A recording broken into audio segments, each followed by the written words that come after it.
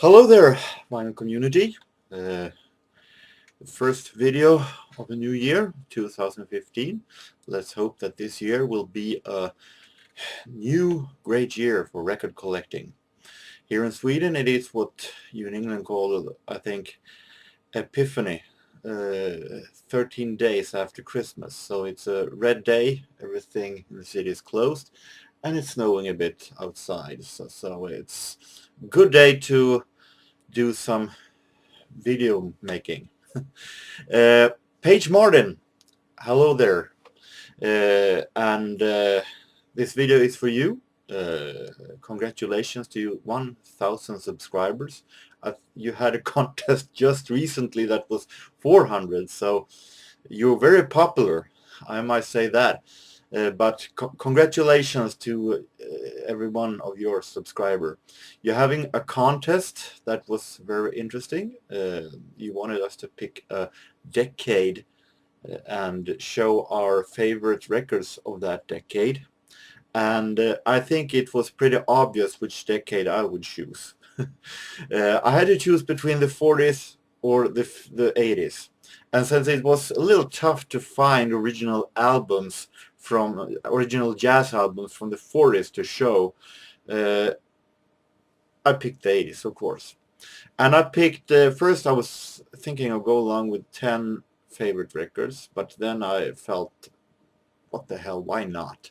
I go with 15 records, since it is a decade that I like very much. I'm going to go through them, take them kind of fast, so this video won't be for eternity.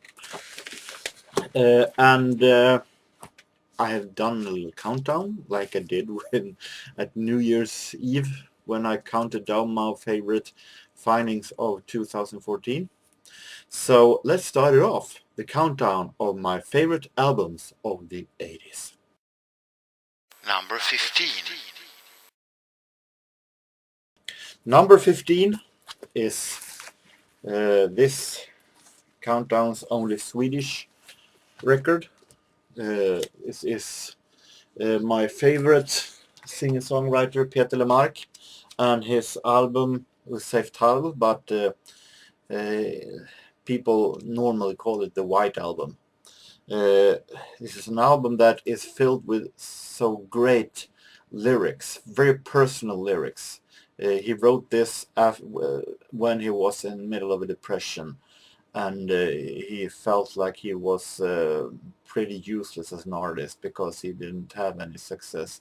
And he wrote, and it's filled with very, very personal lyrics about how his life were and so on. And it's really great produced.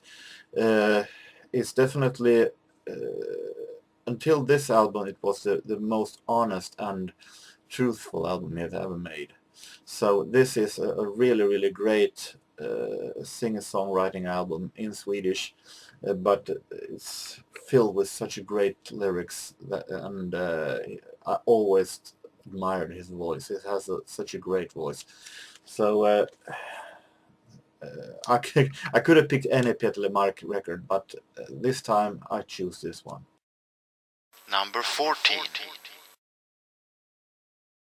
Number 14 is a record that I first bought on cassette. Pet Shop Boys, Actually. I bought this back in 1989, I think, and had that for many years until just recently when I found this awesome special double pack of the album on vinyl.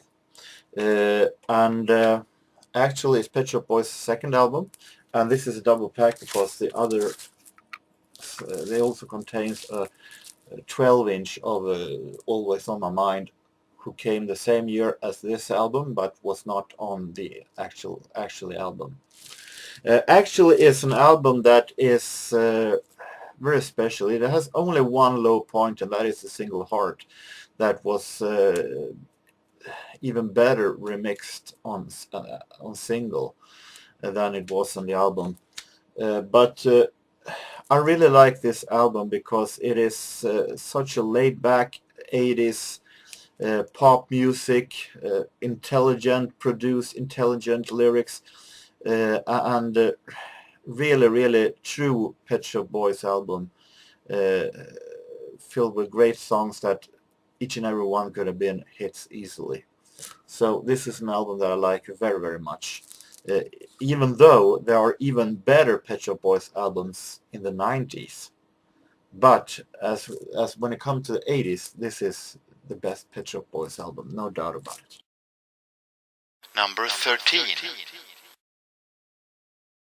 Number 13, the High Soul album, I think. This is Chaka Khan, I Feel For You. This is an artist that has, for the past 10 years, grown on me a lot. But this album has always been one of my absolute favorite. I have become a huge fan of Chaka Khan, no matter if she sings with Rufus or she sings as a solo artist with, as here, with Paige Martins as a producer, as she had for, I think, almost every 80s album that she made. Paige Martins is one of my favorite producers of the 80s, and he's going to come back in another album later on. But this is an Paige Martins is a producer that can do really good British disco, but he can also do great soul and funk music, and this is a proof of the later one. This is really 80s soul music, danceable 80s soul music at its best. Chaka Khan sings marvelous, and there are some awesome tracks here. I Feel For You, Through the Fire, really, really classic soul songs. So Chaka Khan, I Feel For You. Number 12. Number 12. We come to a classic album from a band that I also could have picked any album with. The first one, The Hurting, I could have picked. It's a great album. I could have picked Song from the Big Chair, also a fantastic album. But I think that the album that I always come back to when it comes to Tears for Fears is this one, The Seeds of Love. This is much different from what Tears for Fears did in their previous albums. This is far from their new wave synth pop. And normally that is not a good sign, because when you're trying to, it's nothing wrong with do a new sound or something like that, but normally when you do it, it sounds very desperate. You're losing most of your previous fans, and the newer fans, you have to work hard to get the newer fans to discover that you really want to do something new. But Tears for Fears managed to do that, because this is so beautiful. This is very relaxing, and it's also so awesome, well made. It's one of the best produced albums I ever heard, actually, because it's so unpredictable. You never know what the songs is going to sound, next song is going to sound like on this album. And of course, you have one of the best songs ever, Sowing the Seeds of Love. So I love Tears for Fears, but this album for me is the best Tears for Fears, and I highly recommend the long song Standing on the Corner of the Third World. Is, I think, 8 or 9 minutes, I think, and it's not boring. 1 minute. No, Year of the Knife, sorry. Year of the Knife is 7 minutes long. And it's not boring 1 minute. It's exciting. Year of the Knife, an awesome track. Number 11. Number 11 is a British album that I first heard when I was a kid.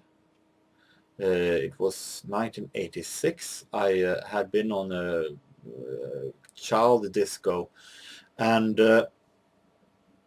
I had problems getting home because it was a long time before my bus home was going. So I waited at a teacher's house, and there we listened to this album, and I got so fascinated by it.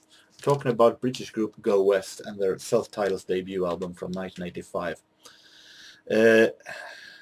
I got so fascinated by it because it was so awesome produced, really great 80s British pop music. Uh, I always loved Peter Cox voice. It's a very, very interesting voice, actually, a very unique voice.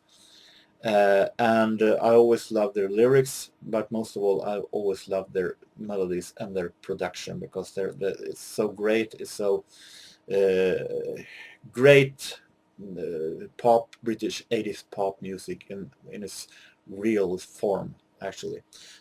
Haunted is a really great song, and of course the singles Call Me, We Close Our Eyes, Don't Look Down, who here is an album remix, and Goodbye Girl, a really forgotten 80s classic ballad. So Go West this is a truly forgotten album from the 80s that I really, really like. Number 10. Coming into top 10, and number 10 is an album with an artist that my interest for has gone in ups and downs.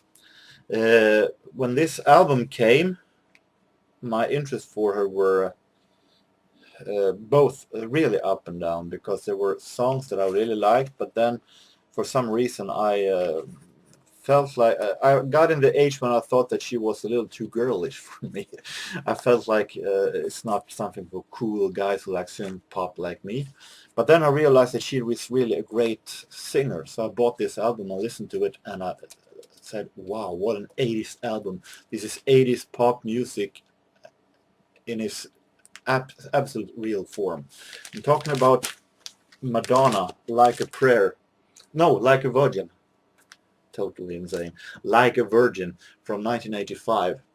And there are songs here that I have huge childhood memories from. Into the Groove, that I liked very much when it came and became a hit in Sweden. And I asked my English teacher what that song's title meant. And having Angel, who also is a forgotten classic from my childhood days. There are some really, really great. This is really great album. That really relaxing, very danceable. It has so many moves in it. So truly an 80s classic. Number 9.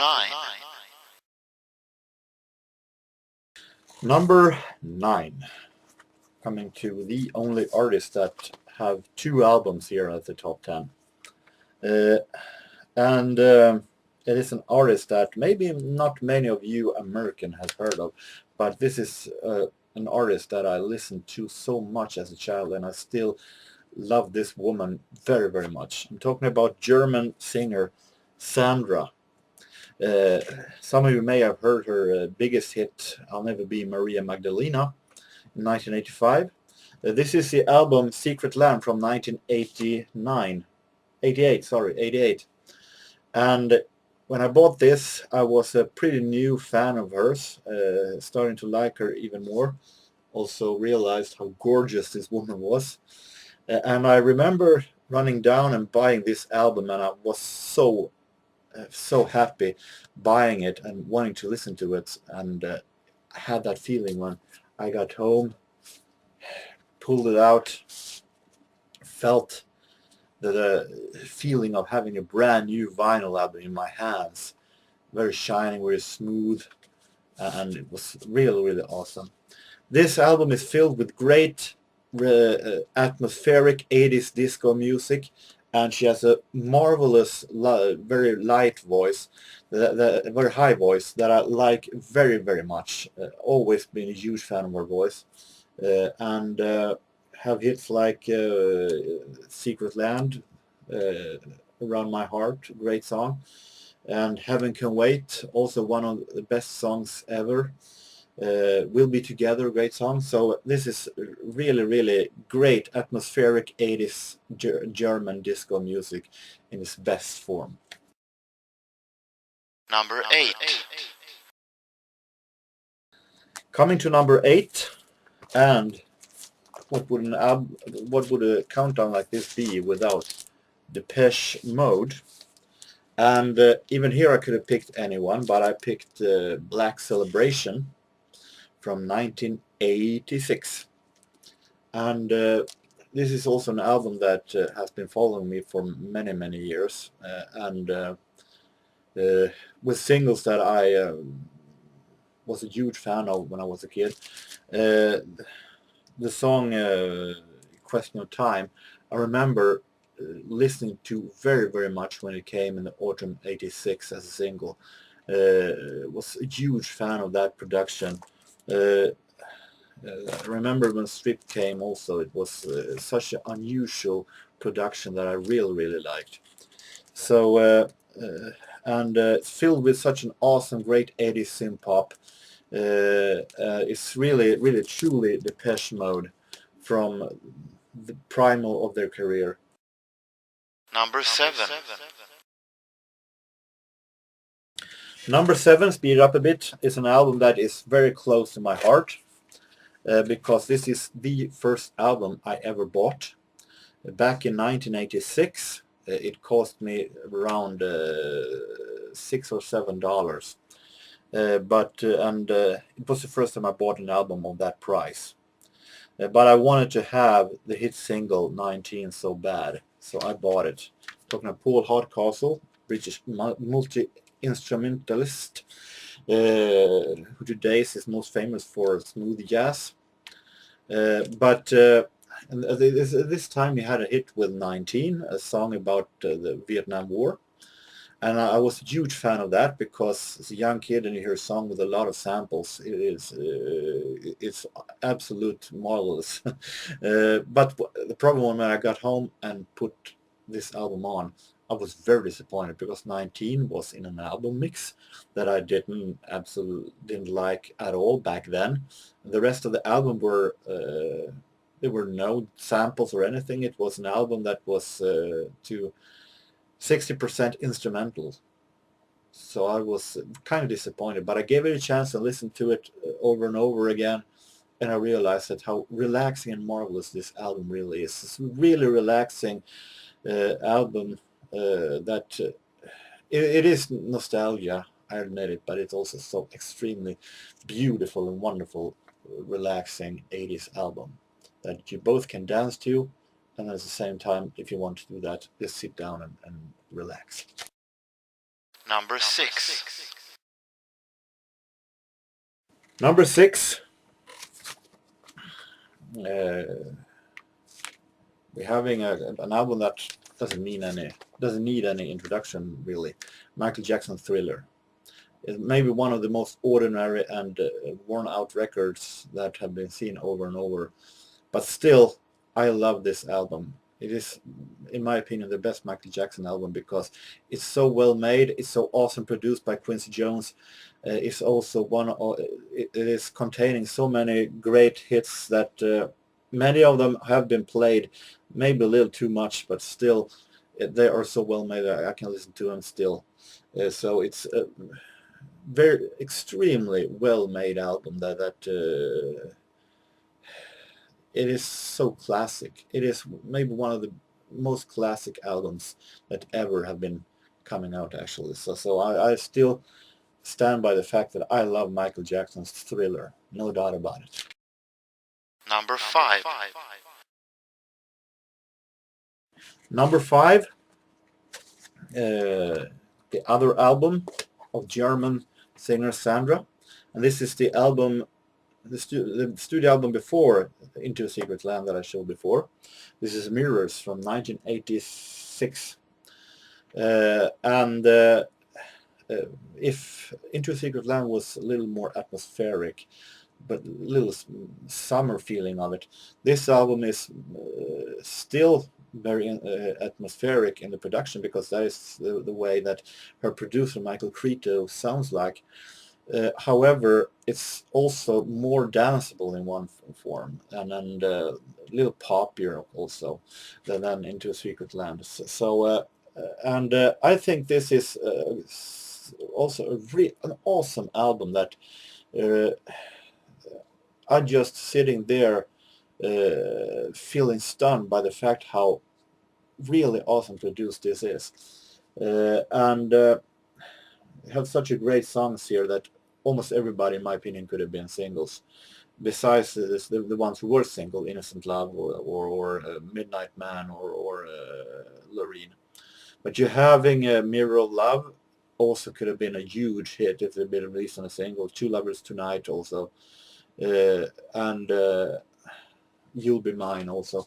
So this is filled with 80s disco, 80s European disco that really is awesome produced and really takes you out on a really exciting ride when it comes to production. Number 4. Number 4. The other album that was produced by Arif Mardin, who produced Chaka Khan, showed before. I'm talking about Scritti Politti and Cupid and Psyche 85. This album, also I have many childhood memories from. It had so many singles, and one of the songs that made me discover this with pop music for real back in 1985, that summer, were the song Small Talk by Scritti Politti that was played in a radio show that I listened to that summer. And I always liked Green Garside's very high, very light voice.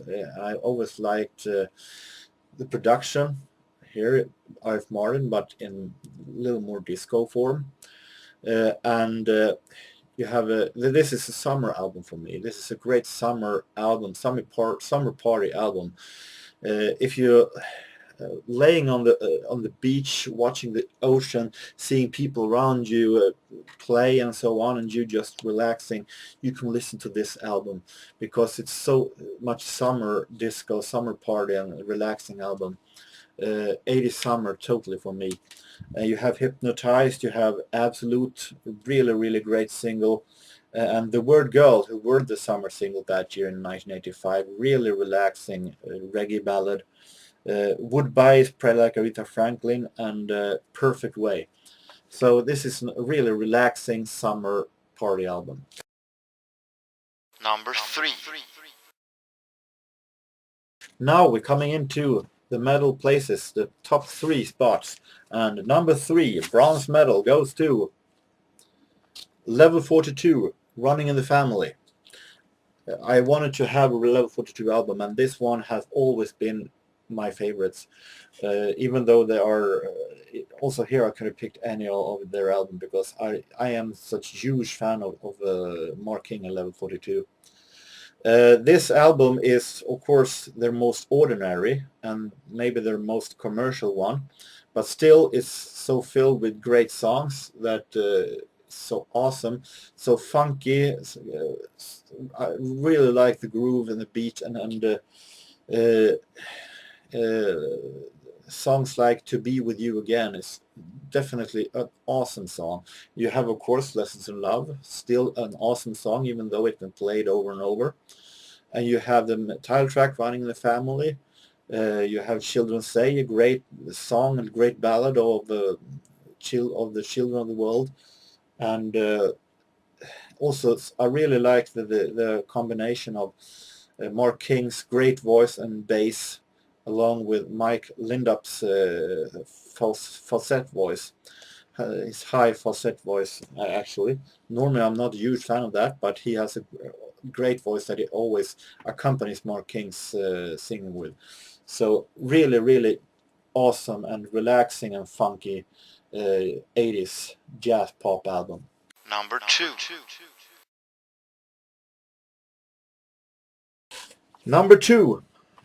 And this one was close call. I have been having trouble every time choosing between which two of these that are the best because they're so huge, such a huge part of my musical life. But number 2 is German synth pop group Alphaville and their album Forever Young from 1983. This is one of the biggest classics ever, at least in Europe. This is pure synth pop when it is at its best. This is containing hits, of course, like The Child Forever Young, who was an almost iconic hit ballad. You're having Big in Japan, you're having Sounds Like a Melody, very great songs. And of course, this is childhood memories for me, because when I was at the daycare centers when I was a kid after school, we were a couple of guys who were having a little group of friends that had as